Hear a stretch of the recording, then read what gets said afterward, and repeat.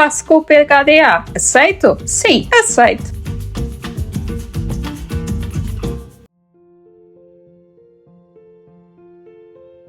Existe um fenómeno fundamentalmente tortuoso que afeta quem vive com um cérebro neurodivergente, que é o momento em que temos de começar uma tarefa.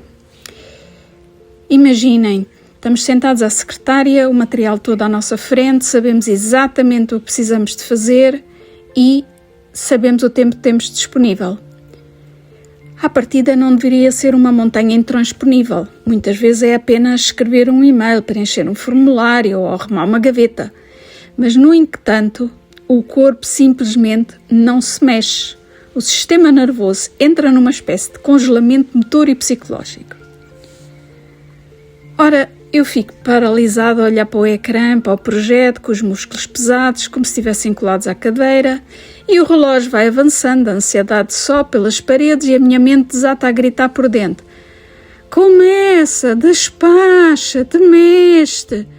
Mas aquela ligação entre a ordem lógica da mente e a resposta física do corpo parece ter sido cortada a algures. No mundo da PHDA, por incrível que isto pareça, isto é um nome técnico.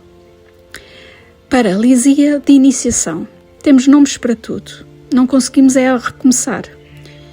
No mundo exterior, quem não entende a biologia chama-lhe apenas preguiça. Mas a preguiça é um ato de lazer, onde eu decido não fazer absolutamente nada e desfruto o cansaço.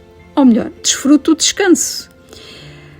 A paralisia de iniciação, ela acaba por ser uma tortura silenciosa, porque eu quero fazer, eu preciso de fazer, eu tenho aquela tarefa para fazer, mas o meu cérebro recusa-se a passar da primeira linha e meter a mudança. É uma espécie de purgatório de inércia, onde se gasta mais energia a tentar começar e a escrever a primeira frase do que aquela que eu preciso para a tarefa toda. E, infelizmente, a sociedade tradicional, como a tem conhecido até agora, adora resolver estes bloqueios com frases feitas do género: isto é falta de força de vontade, é mais difícil dar o primeiro passo, mas depois isto vai lá, basta ter disciplina, o que tem que ser, e por aí fora frases que eu já não consigo ouvir. E o erro desta perspectiva é assumir que o início de uma ação é um processo puramente lógico e de vontade. Na biologia do PHDA, contudo, dar o primeiro passo é precisamente uma tarefa abstrata e é um aborrecimento tão grande e precisa de um pico de dopamina tão grande e exagerado que simplesmente não consigo produzir a frio. E para este estímulo nervoso surgir, eu olho para esta folha em branco, para a lista de tarefas, e isto não acontece simplesmente só porque eu grito comigo e digo que tem que ser. E para piorar ainda a situação, mete-se aqui este perfeccionismo meu, não é? Porque quer começar, mas quer começar bem, e quer começar bem à primeira, que é para não estar a escrever um parágrafo, a aborrecer-se, a pôr tudo no lixo, começar do zero, e então ainda estou a passar e gastar mais tempo. E esta pressão sobre este primeiro gesto torna-se realmente insustentável. Não é apenas tentar começar, é tentar garantir que logo no primeiro segundo, como eu disse, tudo sai na perfeição, que é algo complicado. E assim se criam mecanismos e comportamentos de evitar. Pesquiso durante horas, há mais uma desculpa para ir à casa de banho, afinal preciso de organizar a secretária porque eu não consigo trabalhar com confusão, começo a arrumar aquelas gavetas, mas que no fundo são tudo estratégias inconscientes, ou algumas até já conscientes, de adiar o momento, aquele momento de pôr o pé na rua, dar o primeiro passo. A forma mais eficaz de vencer este congelamento não funciona e não passa por convencer o cérebro com discursos motivacionais. E não consigo negociar com o sistema nervoso que está paralisado. Parece-me óbvio. É preciso fazer aquele curto-circuito através do corpo.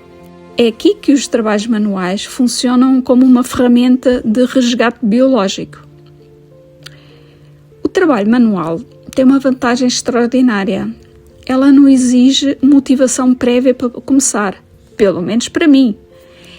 E ela não pede uma grande epifania criativa, nem uma estrutura lógica e uma perfeição, porque ela só precisa de um gesto físico elementar.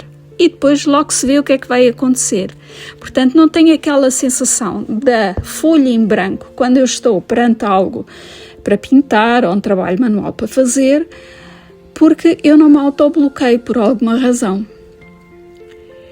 Ao contrário do trabalho digital ou destas obrigações de rotina, em que a melhor estratégia, acho eu, ou achava, porque ela não é correta e eu tenho que mudar isto, é afastar a mente desta abstração e começar. E então, mais uma vez, recorro aos trabalhos manuais como analogia e que simplesmente exige pôr o corpo em movimento. Abrir um caderno, preparar umas folhas, colocar o material à minha frente, pensar ativamente no que é que eu posso utilizar, nem é o para quê e o que é que eu vou fazer. É que material é que eu tenho disponível hoje e graças a Deus isso não me bloqueia. Este gesto tátil que vou fazendo, que é buscando as coisas, ignora completamente o lobo frontal, que é a parte da mente que está presa a debater as tais prioridades, se vou buscar isto, se vou buscar aquilo, se começo isto, se começo aquilo, e eu simplesmente sinto a textura, eu sinto aquela resistência do material, mas o meu corpo põe-se em ação e a minha mente sabe que tem tempo para inventar e para ir descobrindo ao longo desse processo. Parece um pouco absurdo, mas resolve-me aqui um grande problema, que é pôr o meu corpo em movimento. E ao pôr o meu corpo em movimento, o meu cérebro e a minha motivação também se põem em movimento. E esse pequeno milímetro de movimento físico é o suficiente para quebrar essa inércia biológica. A física ensina que um corpo em repouso tende a permanecer em repouso, mas também mostra que um corpo em movimento tende a permanecer em movimento. E o segredo para gerir a neurodivergência é usar a segunda parte dessa lei a favor do organismo, sem o matar, sem o desgastar. Assim que a inércia inicial é quebrada através de uma ação manual simples, o cérebro começa a receber pequenas doses de dopamina pelo simples facto de ver algo a mudar em tempo real. E vou dar um exemplo. Eu vou buscar um papel. Não sei se aquele papel vai servir, mas o facto de ter aquele papel à minha frente já me dá uma dopamina para eu procurar outra ferramenta que eu poderia utilizar com este papel. E cada passo vai dar uma outra proposta, uma outra solução que vai aumentando novamente a dose de dopamina. E quando dou por mim, eu tenho não só um conjunto de materiais à minha frente, eu movimentei obviamente o meu corpo, fui buscar os materiais, eu já estou no hiperfoco e à medida que eu vou juntando aqueles ingredientes todos, vou pensando também naquele trabalho que eu vou fazer. É um pouco como quem vai ao frigorífico, vai tirando as cenouras e o molho de tomate, e depois tem lá um bocado de frango, e à medida que vai tirando aqueles ingredientes, vai pensando numa receita que eventualmente podia fazer.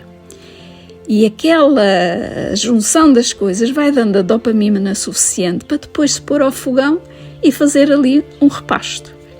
Ao contrário do mundo digital ou da burocracia abstrata, que é aquela que me mata, a matéria-prima ela responde imediatamente e responde ao toque, não é? Porque se eu colocar no tacho, ele move-se da esquerda para a direita.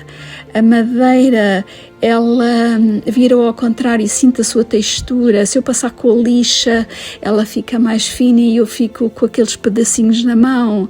Se eu pegar no pincel e passar pela água, eu sinto que o pincel está molhado. Pronto, parece um pouco Lapalice, mas na verdade existem todas ali umas evidências que passam à minha frente e que me vão ajudar a desbloquear. E esta névoa mental que eu tenho, aos poucos e poucos vai-se dissipando.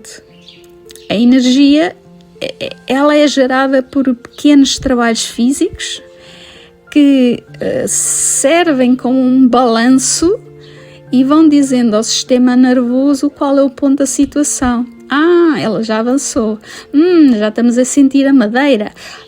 Esta cor é tão fixe. Olha, este pigmento ainda está muito grosso. E de repente o motor arranca. E muitas vezes, após, 10 minutos ocupar as mãos com essas matérias simples, a paralisia em relação às tarefas principais, ela já desapareceu. E posso inclusive utilizar, digamos, este motor de arranque para depois voltar ao meu trabalho abstrato de tédio, de inserção de dados, de análises por aí fora, e levo aquela dopamina e aquela energia comigo para aquele trabalho administrativo e digital.